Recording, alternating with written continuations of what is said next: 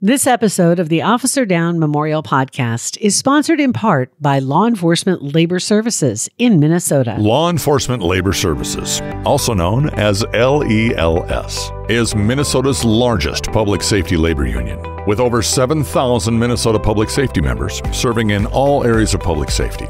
Law enforcement, 911 dispatch centers, corrections, public safety administrative support personnel, and firefighters. Established in 1977, LELS serves over 260 different public safety agencies and over 450 locals across the state of Minnesota. With their administration, general counsel, 3 staff attorneys, and 14 business agents, LELS provides contract negotiations for better wages and benefits, grievance processing and representation, discipline representation, mediation and arbitration, assistance with representation for post-board hearings, and in-line of duty death benefits for survivor families.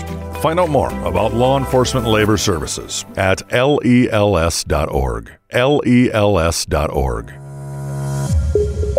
Episodes of the Officer Down Memorial Podcast may contain strong language and violent content. Listener discretion is advised. Hi, everyone, and welcome. I'm Sheriff Scott Rose from Minnesota, and I'm your host for today's new episode of the Officer Down Memorial Podcast. Walking eastbound. In each episode of the Officer Down Memorial Podcast, we'll share the details and the stories of how these men and women heroically lost their lives in the line of duty. Our mission is to help ensure their service and sacrifice is never forgotten. Thanks for spending some time with me today to remember and honor these fallen heroes.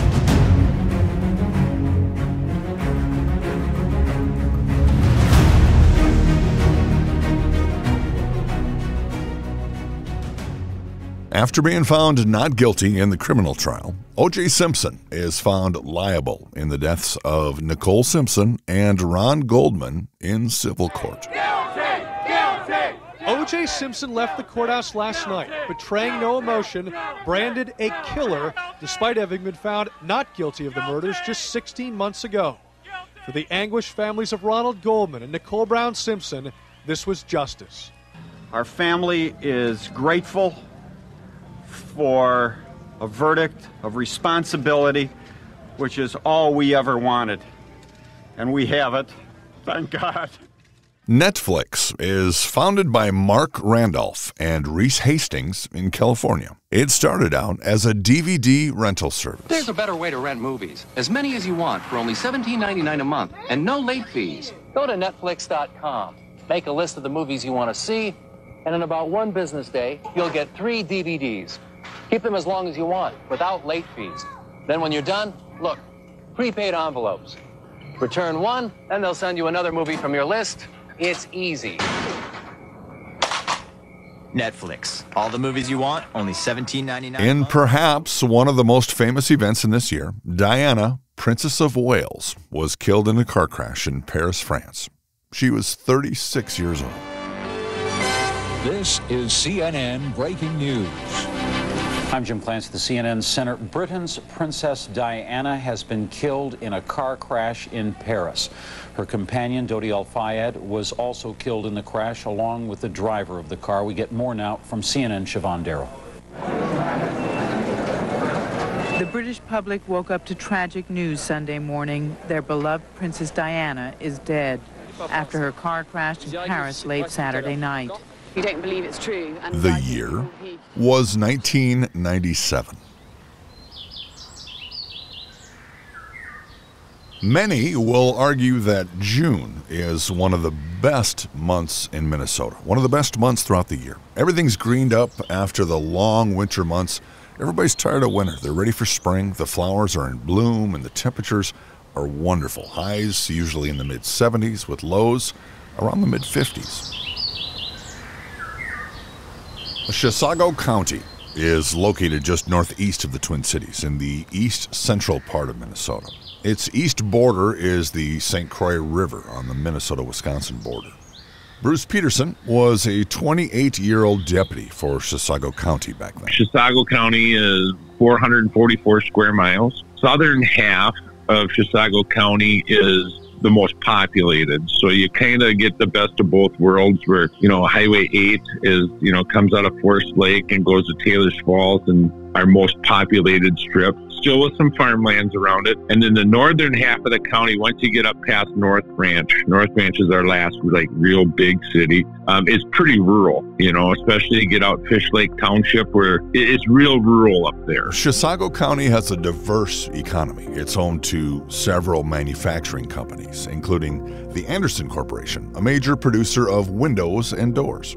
Agriculture is also an essential part of the local economy, with crops such as corn, soybeans, and wheat grown in the county. Tourism is also an important industry in this county. Chisago County has many lakes and wetlands. It has over 100 lakes, actually, the largest being North and South Center Lakes, Green Lake, and Chisago Lake. The Minnesota State Patrol, a division of the Minnesota Department of Public Safety, is the primary state patrol agency in Minnesota. Their officers are referred to as state troopers, and while they have full arrest powers throughout the state, their primary function is traffic safety and vehicle law enforcement. Originally called the Minnesota Highway Patrol, the agency was created in 1929. And after a reorganization back in the early 70s, the name was officially changed to the Minnesota State Patrol.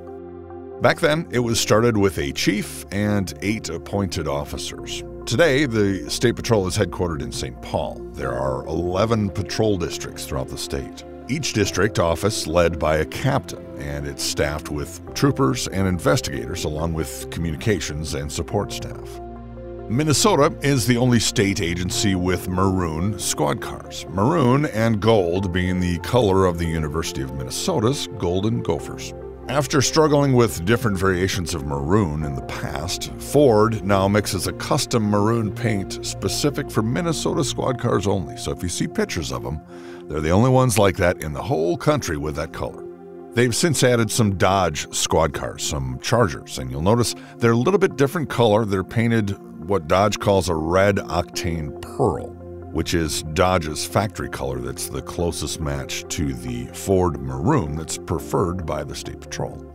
Another unique design with Minnesota State Patrol is the white door. From 1960 to 1991, all the State Patrol squads in Minnesota were maroon with white front doors. The idea behind the white door was to make it easy to rapidly identify these vehicles from a distance. Now, they went away from the white door scheme back in 1991, and then they returned to the retro graphics design in 2008, calling it the white door paint scheme. There are just under 600 licensed troopers in the state of Minnesota. Back in 1997, one of those troopers was Timothy Joseph Bowe. Tim was born in Minneapolis, Minnesota in July of 1960 to Ann and Don Bowe and was one of 8 siblings. He grew up playing varsity football, number 22, and hockey as well before graduating from Columbia Heights High School in 1978. He then attended Alexandria Technical College and graduated 3 years later with his degree in law enforcement. While in college, he met Denise Marie Larson, who he later would marry in September of 1982. I guess what drew me to Tim was just his smile and just his beautiful blue eyes, I guess, and just his demeanor. He just had such a caring, loving heart. And not to say he would have your back no matter what. And I just think that I could see that in him, is that just a caring person. And we just, became best friends, but soulmates. Denise explained that literally the day after their wedding, Tim went to the State Patrol Training Academy. We thought, well, we'll just go ahead and plan our wedding and everything, because we didn't know if he was going to be accepted or not. He accepted, so we thought, well, we'll just go ahead with the plan. So the very next day, after we got married, he went to the training academy. It was one of those things where, you're all with all his other candidates there. And, you know, they're going around asking, well, how long have you been married? How long? And we're just like, please don't. I'm just thinking to myself, please don't ask me. I mean, less than 24 hours. I mean, he'd never hear the end of it. Denise and Tim decided to spend a few years together before starting their family. We were married for 8 years before we started our family. It was, a long time that we just enjoyed just being together, getting to know each other, spending time together. Obviously, with law enforcement, you know, you have a different schedule, and I worked a different schedule, and just spending that time together and doing things together. And he loved to hunt and fish, and always, you know, allowed him to take that time with his friends. So, we started a family after being married for 8 years. And when we started our family, we were both very excited, but yet nervous, you know, starting a new chapter in our life. And I guess the biggest surprise was we didn't know we were having twins until the day of delivery. That is still a story. I know people are like, how can that happen? I'm like, well, we never had ultrasounds back then. They just said, you know, everything's going well. And Tim ended up taking me to the hospital because I was in labor, and we delivered Alana, and the doctor said, hey, there's another baby coming, and Tim was actually working at the time, so he called dispatch to let him know we had our baby girl, and he had to call him back like 10 minutes later and say, we have another baby girl, so that was quite a surprise. So, you know, when you're preparing for one, but end up with two, it was just like we felt like we were in a whirlwind, but we knew we could get through this together. So Tim was family-oriented. He was committed to his family, to his marriage, and being a father, and he was able to balance it with his demanding career. Until they realized one of the twins, Allison, was not developing like her sister. Tim would just hold them both, and, you know, they were pretty little under, well, they're probably about 4 pounds each. He just, you know, stuck them in his big arms and just would go, I mean, this is just a miracle. He was just so excited to be a dad. And it was probably about 6 weeks later when we found out that Allison was not growing. There were different things. So we, you know, took her to the clinic, doctors, and she had a liver disease. And we ended up where she had to be on a liver transplant list. She experienced 2 liver transplants. And unfortunately, you know, she passed away after her second one. She was 2.5 years old. So it was, you know, very stressful, especially for Tim, you know, being out on the road, patrolling, wearing a pager. You know, at that time, you wore pagers if you were going to be on the transplant list. So that was kind of around the time where he decided, I think, to go off the patrol, and then he worked the governor detail. Timmy lost a daughter before he died, and Allison was sick in the hospital, and Timmy took a transfer to go to work at the Capitol, to work in the mansion, the governor's mansion. And the reason he did that was to be closer to the hospital in case he was needed. And he sacrificed all he could because that worked better for him if he needed to get there. He was close because she was in Children's in St. Paul, and he was able to literally right there's the Capitol. So he was able to get there if need be. And you know, the man didn't sleep. He took care of Denise, Alana, Colin, and then Allison at the hospital. One of Tim's best friends on the patrol was retired Lieutenant Dan Lewis. I got to obviously know Timmy before.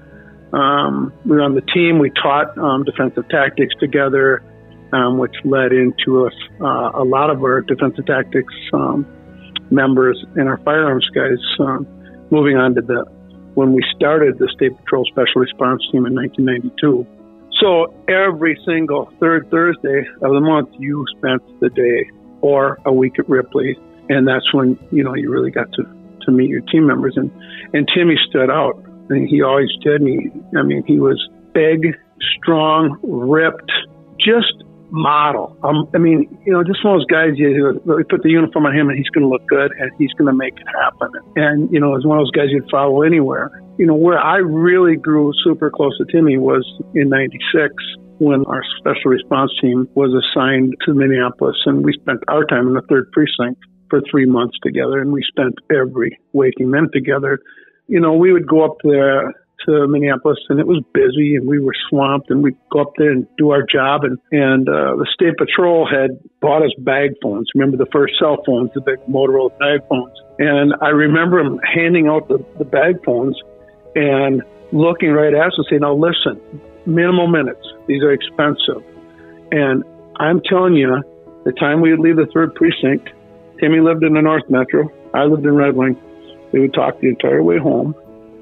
And then we would sign on the next day and we'd talk all the way into the 3rd Precinct on those phones.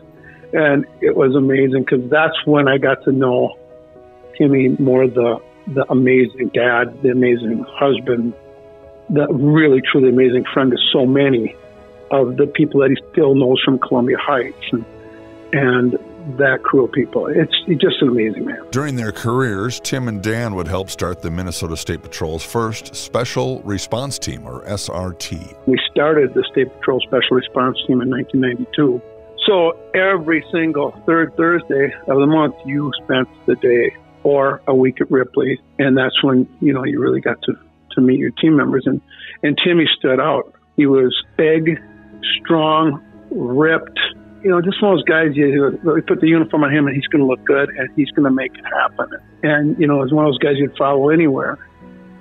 Tim was a standout in the State Patrol, and he earned a great deal of his tactical skills working with Dan on the SRT in Minneapolis's 3rd Precinct.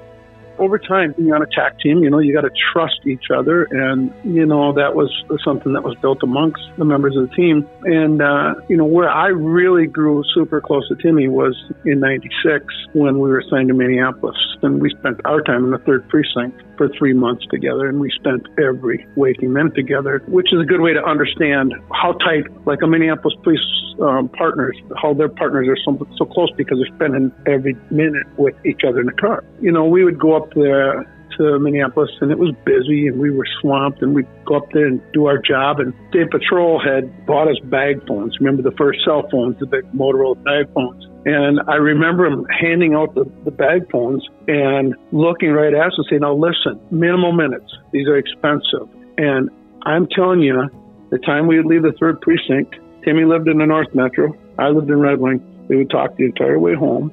And then we would sign on the next day and we'd talk all the way into the 3rd Precinct on those phones. And it was amazing because that's when I got to know Timmy more, the amazing dad, the amazing husband, the really, truly amazing friend to so many of the people that he still knows from Columbia Heights and that crew of people. It's just an amazing man.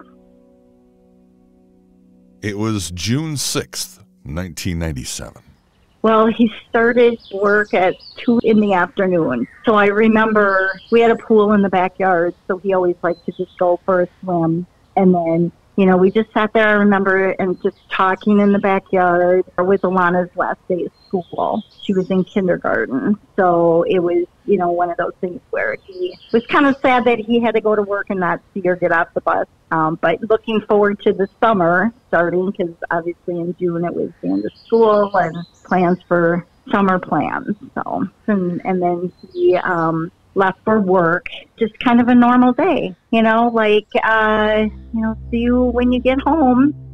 Tim started his shift on Friday, continuing an investigation into an East Bethel traffic crash that killed 2 students from St. Francis High School. He knew the families, and he knew some of the kids would need someone to talk to, someone to share their pain with, and he felt he could help make them comfortable. And he was scheduled to finish his shift that day at 2 a.m.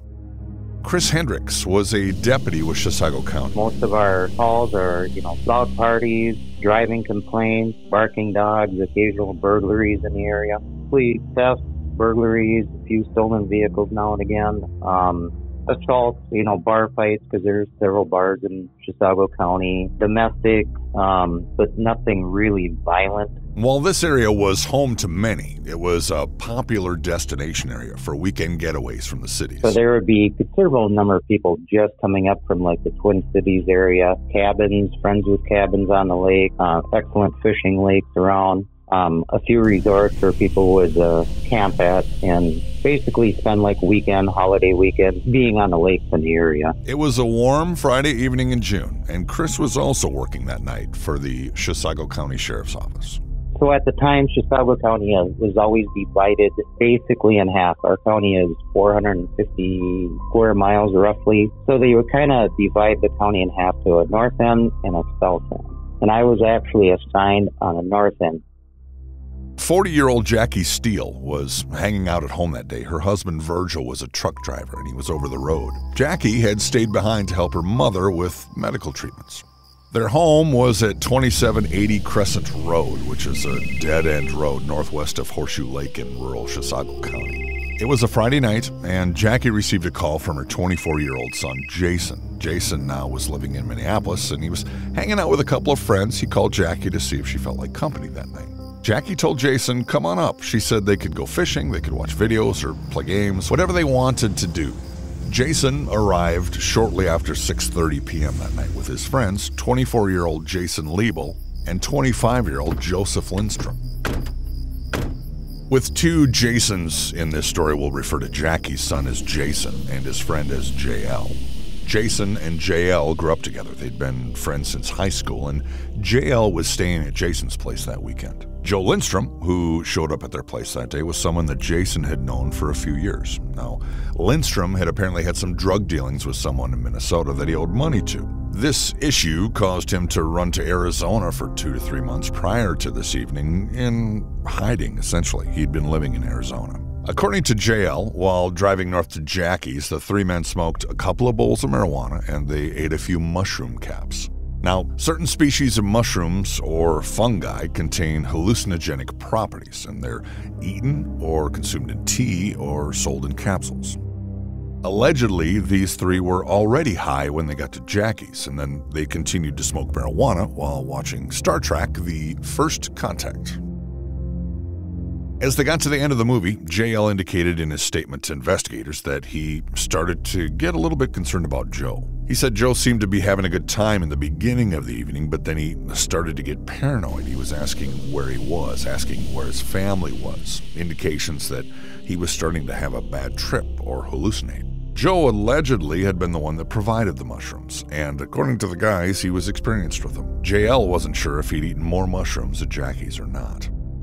After the movie, they started playing Scrabble, and Joe seemed to be getting more and more worked up. Joe now wanted to go home. It was Joe's car that they drove to Jackie's. Now, nobody there felt like he was in any condition to drive, so they told him he couldn't leave, and they told him that his family was fine. They even called one of his cousins to have him talk to Joe to try and calm him down. At one point, Jason decided to walk outside with Joe to try and get him to calm down and get some fresh air. A short time later, Jackie took her dogs outside by the picnic table, and JL was standing up on the deck having a cigarette. Jason was doing everything he could to get Joe to calm down. He was trying to convince Joe, who wanted to get in his car and leave, that he was in no condition to leave, that he could hurt himself or hurt others. At that time, they didn't know if Joe had done any more mushrooms or not. They had smoked more marijuana after they got to Jackie's. Jackie also admitted she provided some, but she said she wasn't sure if it was just the marijuana, and she said hers wasn't laced. She thought Joe had had maybe 3 to 4 joints while he was there. They also didn't know that Joe was armed with a handgun. Both Jason and JL knew Joe had 2 guns with him when they drove to Jackie's, but Jason told Joe to leave the guns in the car. He knew the guns would make his mom nervous. Joe had a .40 caliber handgun and a smaller .22 caliber handgun. Unbeknownst to them, Joe had the .22 in a holster in his belt. Joe then wanted to talk to Jackie. Jason walked him to the front of the house, but found the door was locked. So they walked around the house and back towards the picnic table where they found Jackie with her dogs. A few seconds later, without warning, Joe pulled the gun out of his holster, pointed it at Jason, and he pulled the trigger. The bullet struck Jason in his chest. He said it felt like someone punched him in the chest. Jason said, "My God, Joe, you've shot me." Joe then turned to Jackie, and he pulled the trigger again. After seeing Joe shoot at his mother, Jason, who was still on his feet, started running towards Joe to stop him. But as he did, Joe started shooting at him again. Jason then turned and ran up the stairs to the deck. Joe was still shooting, one shot breaking the glass. JL was at the top of the stairs. He grabbed Jason and he pulled him into the house. Jackie was sure Joe would kill her if he thought she was still alive, so after he shot at her, she went down to the ground and laid there with her dogs, not moving. Then, things got quiet. That's when Jackie got up. She screamed, "Call 911!" She grabbed her dogs and she ran for the basement door, slammed it, and locked it. She then ran upstairs to check on Jason.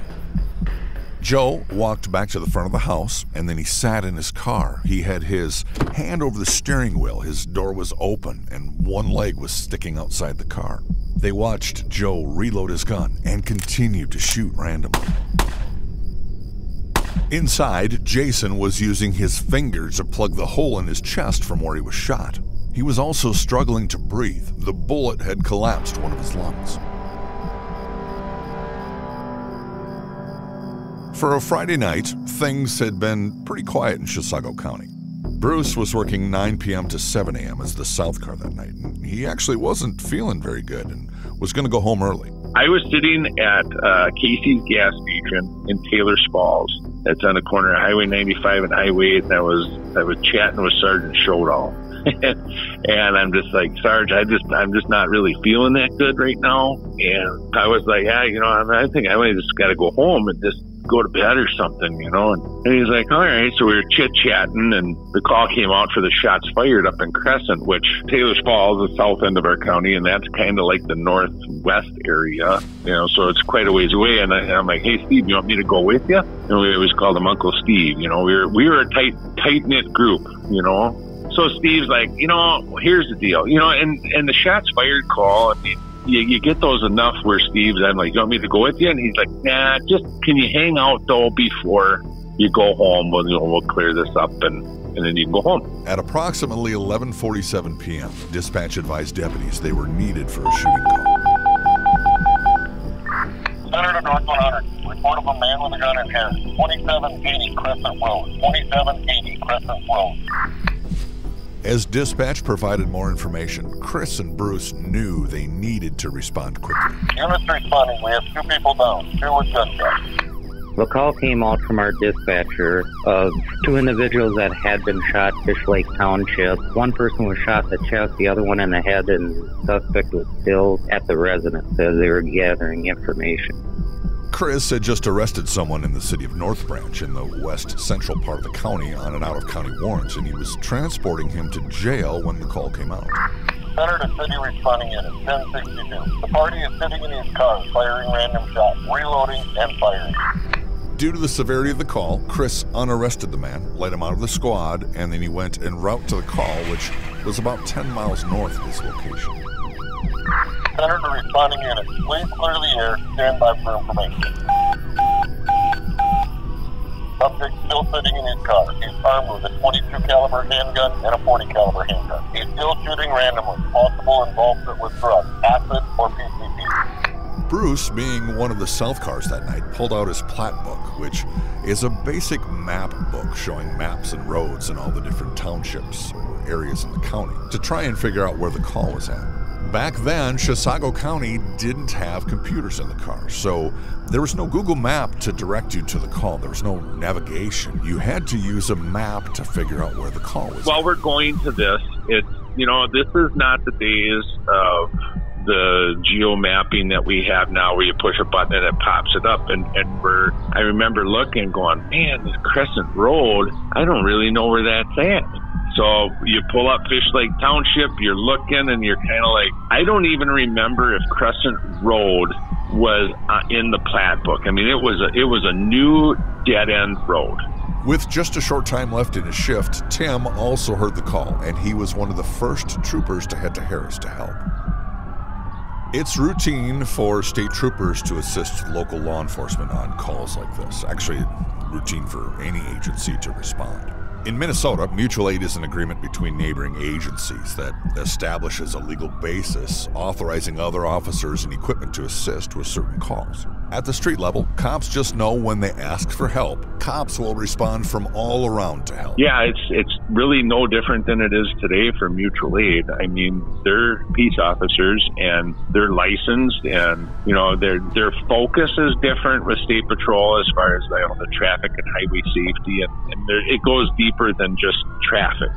So if we need help, we can either hail them on the radio or have our dispatchers call them and saying, hey, we need help. And if they're close, they'll come and help us. And, you know, in Chisago County, like I said, in the 90s, it wasn't uncommon at the late or early, however you want to look at it, hours, there would be 2 deputies on for that 444 square miles, because a lot of our city cops would go home, you know, at 2 or 3 in the morning as well. So if they were out there and we needed help, the mutual aid was, hey, we need help, come and help us. And, you know, even today, State Patrol or any agency is just so willing to help their brothers, and you can't even say blue anymore. You know, the brothers with the badge, or brothers, and I say that with brothers and sisters. It doesn't matter what color uniform you wear. It's, you know, it's a family. And family helps family. At this time, Deputy Russ Frank, North Branch Police Officer Steve Nelson, and Corporal Ron Butcher were also responding, along with Chris, Bruce, and Sergeant Shodall. These officers also heard Asani County Sheriff's deputies and state troopers were also responding. The first deputies to arrive in the area set up a perimeter at County Road 8 and Crescent Road while they waited for the exact location of the residence.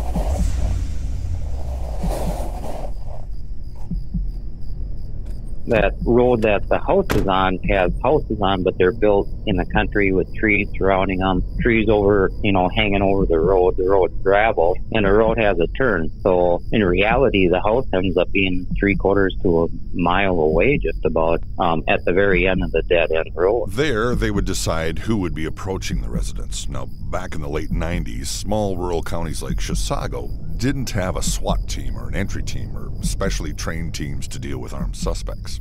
It would be up to those who arrived first to decide who would approach. Back then, we really didn't have a SWAT team. We had some Kevlar, we had some full-auto weapons. We didn't have a SWAT team like you would have now, where you can roll up with the armored vehicle and all the SWAT-type gear that they use now. So at the time, we had rifles, 9mm rifles, and shotguns.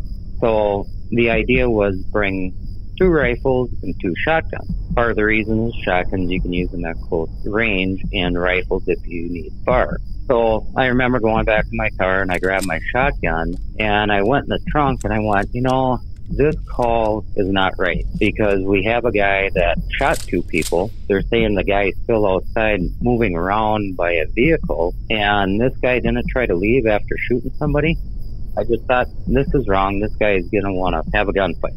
So my sense was, well, I'm going to reach in and grab a handful of slugs and throw them in my shirt in case we ever get pinned down somewhere. I actually have some more long-range firepower, I guess. So at the time, there was only 3 of us, and then Tim Bowe kind of popped up and said, well, I'll go up there with him. And Tim was part of that Minnesota State Patrol CERT team, so it was kind of a SWAT team. So Tim elected to come up with us because he had a M16, which was issued to him when the state got some from the military. So he actually elected to go up with us in the fifth. Sergeant Shodall picked myself, Ron Butcher, who was a corporal, Chris Hendricks, and then I just remember while he's looking at, you know, he's going around, I remember Tim Bowe kind of coming up and giving Steve a nudge. And it was like, hey, Sergeant, you know, he's like, well, I got a rifle, you know, and he was SRT for State Patrol, you know. So we get the 4 of us, and he said, all right, the 4 of you, this is your mission. You go down this Crescent Road, you got to go find this guy. And we're like, okay, you're the advanced team. And we knew that we had the cavalry. You know, they're all, you know how cops are.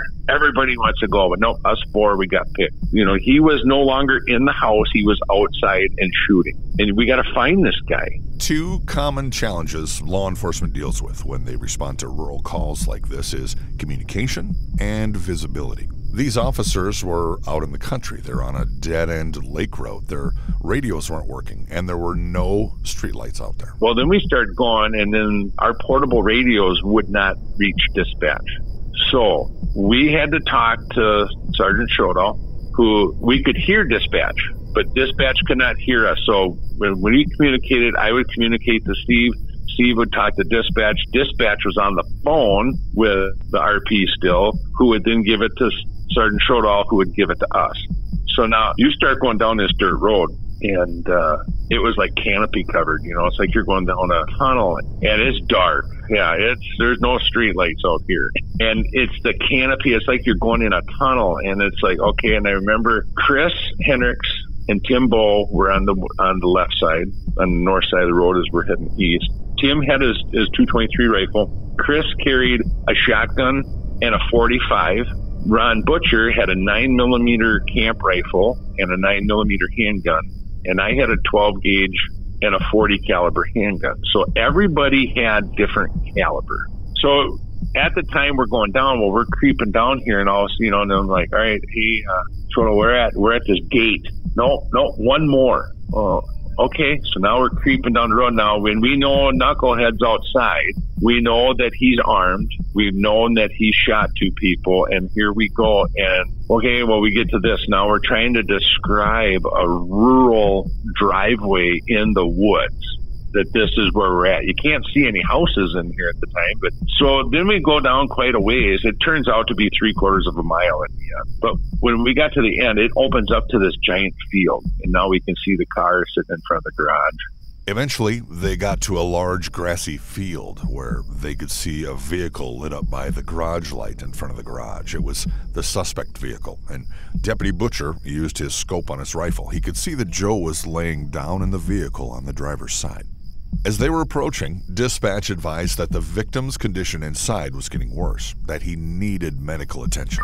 Male number 1 has been shot in the chest with a .22 caliber. Victim number 2, possible minor head wound, but she thinks that at this time before she's having trouble hearing and some outer burn. Tim and I made an approach across the field, and Bruce and Ron made an approach down the road. So there was a house, garage light, a car with a car door open on the driver's side as we were approaching. I remember seeing a dog that had been shot by this person laying basically at the door of the car, and the car door open and loud music playing. But I do remember walking across this field or yard, all this dried out grass with the garage light on. And I remember looking down at my uniform. I'm like, I could see myself plain as day. This guy's going to see me. No doubt about it. So Tim was off to my left and just slightly ahead of me as we walked.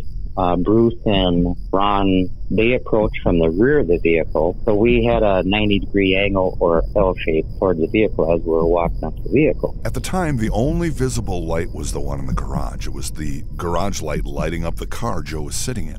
As they got to within 30 to 40 yards from the vehicle, they saw Joe's feet hit the ground. Joe got up, and then they started seeing the orange muzzle flash as Joe started shooting towards Chris and Tim. What I recall was muzzle flash. I remember I never heard a sound of gunfire. I remember seeing muzzle flash coming my way. So at this time, I don't know if my brain just kind of took over. Like I say, I never remember hearing gunshots. But between Tim and myself and then Ron and Bruce, we started returning fire. I had a shotgun 870 Remington at the time, and Tim had his M16. So Tim and I were returning fire, plus the other guys were too.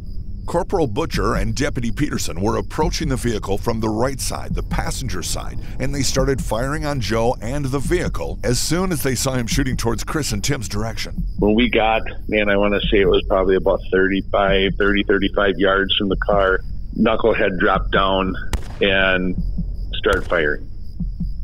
Everything for me at that point went to extremely slow motion. I discharged 5 rounds out of my shotgun. As I was shooting them, I remember a spark, and I'm picturing it right now as we talk. I remember a spark going up out of my barrel, and I remember stopping and watching this spark. I'm like, wow.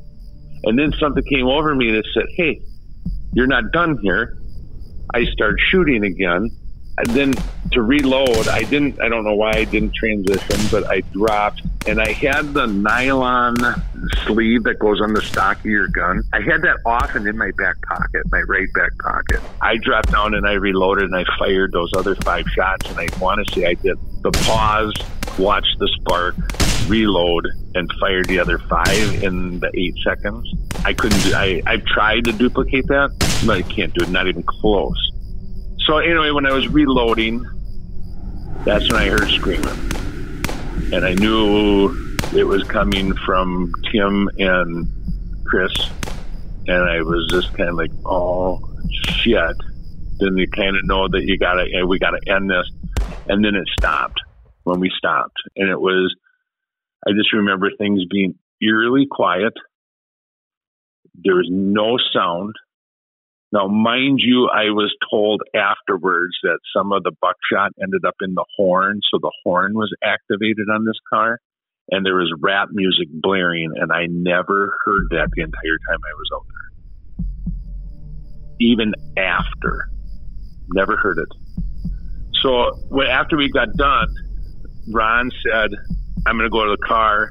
And I said, I got to go check on these guys. And the first one I ran over to and I found was Chris Henry. Shortly into the firefight, Tim turned to me and he said he shot me.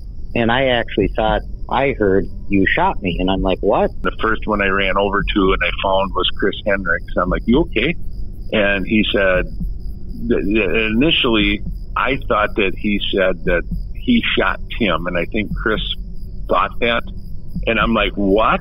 Are you okay? And I looked, and I seen Tim was just a little bit away, and he was groaning, and he was down, and he had his forearm, and I don't remember which one. His forearm was down on the ground, and he had his head down. I mean, he was hurting. And I went up to him, and I'm like, Tim. And he looked up, and he was bleeding on the face, and he grumbled to what I understood of this fucking hurts. While they were there checking on Tim, Corporal Ron Butcher checked on Joe. It was obvious Joe was dead.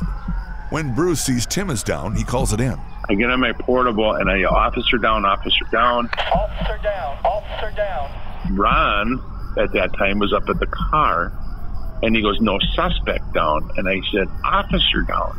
And I remember Ron standing up on the other side of the car with his portable, and he looks, and I lit Tim up with my flashlight. And then we screamed officer down. And then from there, I have a medical background as well. I'm like, okay, well, we got to put pressure. He's bleeding from his face. And so I'm holding Tim, and I'm like, oh, my God, all right, get somebody in here. I knew we had the helicopter on standby at Rush City. And then the cavalry came, and for whatever reason, I remember my buddy Russ Frank, who was a deputy, he showed up, and he's running over, and they come with the medical bag. And as soon as, Tim at that point was fading out. And I'm like, nope, this is not happening. And then when I tried to, for whatever reason, once I got surrounded by my friends and partners, I locked up.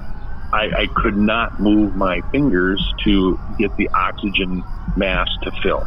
I'm like, what the hell? And then one of the medics came, and I had some blood on me, obviously, at that point. And they're like, are you shot? And I'm like, no. Soon, several paramedics and several troopers were now there working on Tim to try and save his life. Troopers, including Dennis O'Brien. We were with the medical people as they were doing their work. I was standing over the top of Tim, holding 2 IV bags, and one in each hand, and a flashlight under my arm, while Trooper Bruce Burnell was down talking to Tim.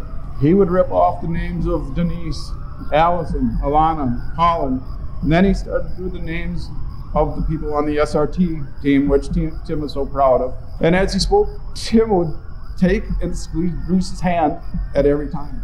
Bruce would just hold on to him. And as I stood tethered to Tim by the tubes from the IVs, I never once saw the sparkle leave his eyes. He had a very complacent grin, very comfortable grin. He knew that we were all with, and the sparkle stayed with him. They loaded Tim in the Lifelink helicopter, and they left the scene.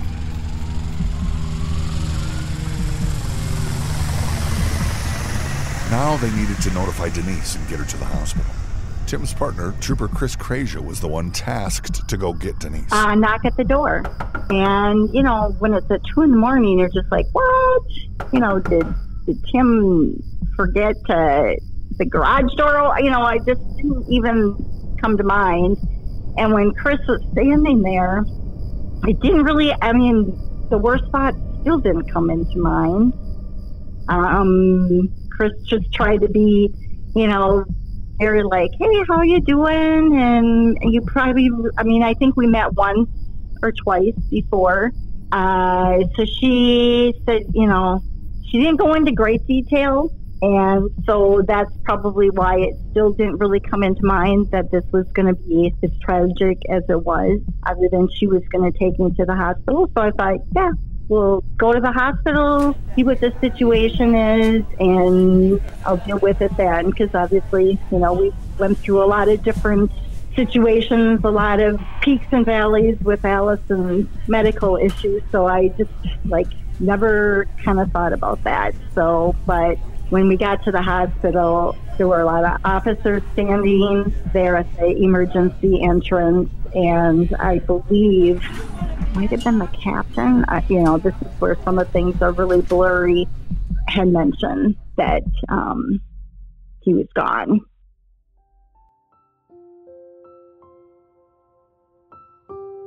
The investigation would show that Tim was shot in the face by Joe at a distance of 30 to 35 yards away in the dark. While Joe had been shot several times, according to the coroner's report, the investigation concluded that Joe died from a self-inflicted gunshot wound to the left temple. The part that bothers me is chicken shit. Took out one of my best buddies. And you know how he got hit. It hit the top of his rifle, and then when it hit the rifle, it broke up and went in and took his throat out, basically. That's where he died. It wasn't supposed to happen.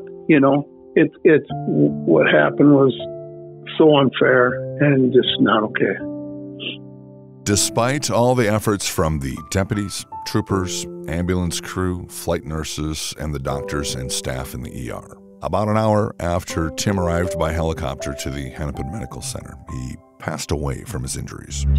Right, we have some sad news to tell you about, some breaking news this morning. A state trooper shot and killed in line of duty here in Minnesota. It happened in Chisago County, and we have a crew that's been following that story all night long, and we'll have the very latest for you in just a few moments. Corporal Tim Bowe, a 15-year state patrol veteran, was the first Minnesota state trooper killed in the line of duty since 1978. Nearly 5,000 people, including 4,000 law enforcement officers, crowded into the Epiphany Catholic Church and spilled onto the grounds for Tim's funeral. It's just you're watching a family torn apart, just for no reason whatsoever. You looked at them; they had had enough trauma already. They had lost, Allison, and then to have this happen, and to watch the pain in Denise. At the time, I think Colin was maybe 6 months. He was very young, maybe 6 months old. And she's a strong woman. And you talk about two very similar people as far as their faith, their strength, their loyalty, and how they can help others through even their trauma. You're looking at Timmy and you're looking at Denise. There's not many times that there's not a special response team member that hasn't reached out to her. I know, she gets flowers a couple times a year, but besides that, just reaching out to her and talking to her or sending her a text, let me think about her because it's brutal. And, Colin, Tim's son, has, a shrine because he was so young. And, you learn about your dad. And to us, we told me, your dad was Superman. The pastor described Tim's kindness. Only days before he died, he helped a family whose daughter was killed in a car accident. That family remembers him and how he took time to write a letter to them, offering his prayers and his support. This is the love that allowed him to lay down his life in service of family and friends and of his country. Minnesota Governor Arnie Carlson attended the funeral and spoke. Yes, we shared the laughs, but we also shared the grief. It hurt, and it hurt deeply when Denise and Tim lost their lovely daughter, Allison. I remember early one morning sharing with Tim a similar pain that I had when we lost our daughter, Kristen. And we talked and we cried together. That is what families are about. Yes, we have lost a truly remarkable servant, a dear husband, father, son, brother, and friend. And to Denise and to the family, we extend our love and we share in your grief. The fact is, Tim, we all loved you. But there was a very special bond between Tim and my wife, Susan. They were soulmates. They shared the same birthday, and they both had the same sense of quiet reserve and good humor. It seemed that they were able to communicate without saying a word. They instinctively knew. It was last summer at this time when we all shared a trip to Australia. At one point, Susan became enamored with the idea of seeing Sydney from its highest point, a crow's nest on top of the Sydney Harbour Bridge. She inquired of the Bridge Authority, and they indicated that they would be delighted to escort the governor and his party, but they also made it clear that the governor must be there. I quickly begged off. I had absolutely no desire to climb the tiny metal steps leading to the top of a suspension bridge that I was convinced was shaky to start with. But without saying a word, Susan looked at Tim, he smiled, and off they went. And there they were on top of the bridge, Governor Tim Bowe and First Lady Susan. And so if someday you are in a pub in Australia and you hear someone talking about a gutsy, good-looking governor from Minnesota, you will all know who they are talking about. Tim's family asked Minnesota State Patrol Colonel Mike Chabrias to address Chris, Bruce, and the others who were there when Tim was shot. On behalf of this great family, with their commission and their request, there are some special folks that I want to thank and that they want to thank, who had an extremely traumatic Saturday, one that they will never forget, one that they are struggling with now and will struggle with personally, with all that happened those early morning hours. This family has not forgotten you. I will mention your first names only, but to those 4 Chicago County deputies, Bruce, Chris, Ronald, Steve, quit second guessing, quit wondering. The family says thank you for doing all that you did on that occasion to attempt to save his life.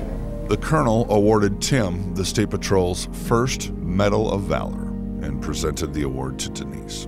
Today, June 11th, 1997, I bestow the Minnesota State Patrol's first Medal of Valor posthumously to Corporal Timothy Bowe. Denise, Don, and Ann, we hope that this medal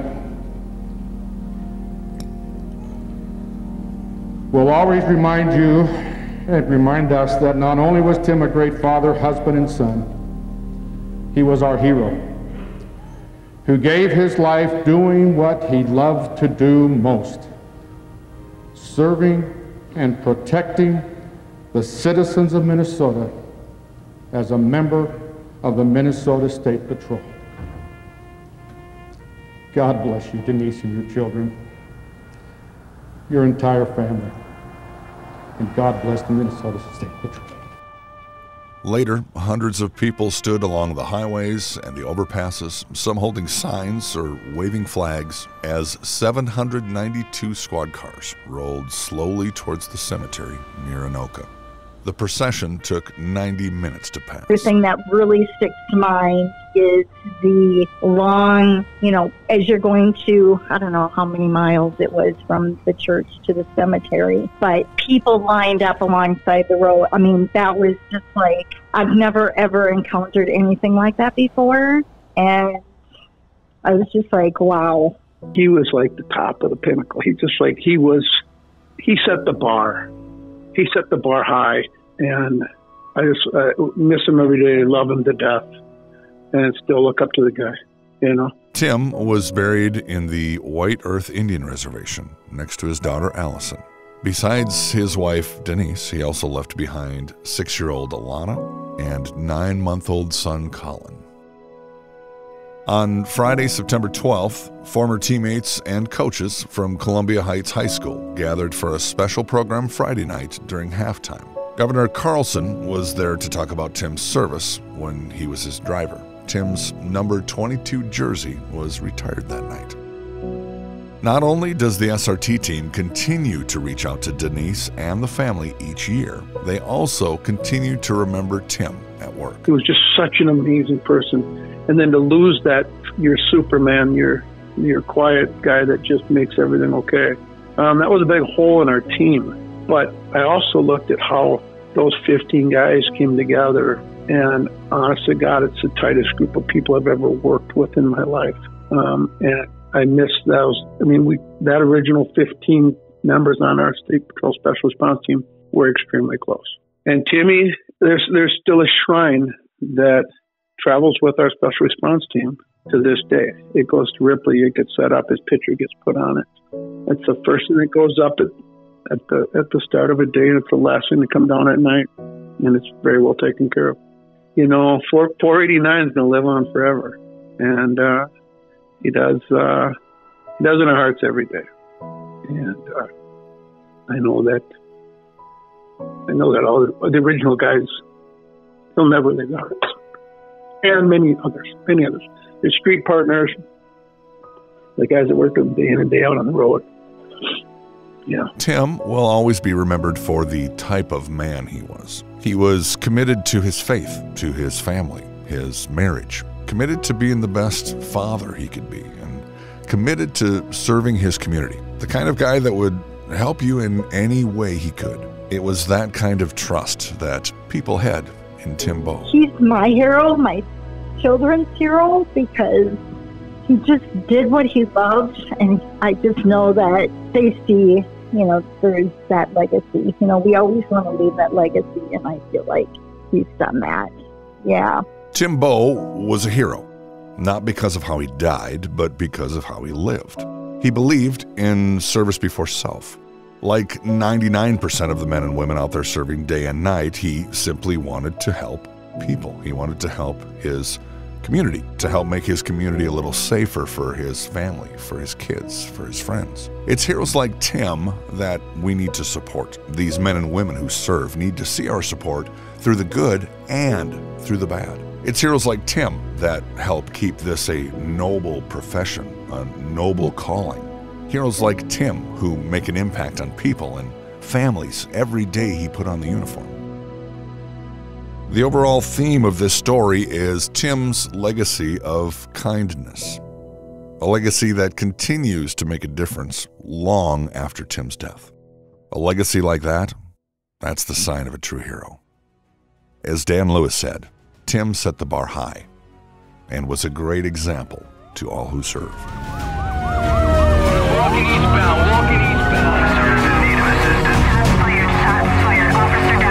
Thank you for spending the time to listen, learn about, and honor the memory of this fallen hero. Make sure you take the time to thank your local law enforcement for their service and their sacrifice. And don't forget to thank their families too. They also sacrifice so much for our safety. It's up to us to help ensure the sacrifices made by these fallen heroes and by their families are never forgotten.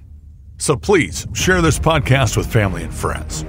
Until next time, this is the Officer Down Memorial Podcast. I'm Scott Rose. Thanks for listening.